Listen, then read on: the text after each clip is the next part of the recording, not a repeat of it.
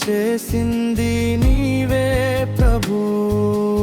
ఆకువాడని చెట్టు వలె మార్చింది నీవే నా జీవితము.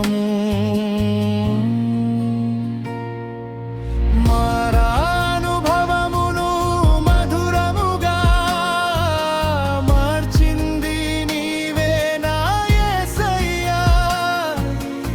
ఎడారి అరణ్య ప్రయాణములో నాకు తోడుగా ఉన్నది నీవే. నీ అనలేని ప్రేమకై నా వందనములు, నీ అనలేని కృపకై నా స్తోత్రముల్.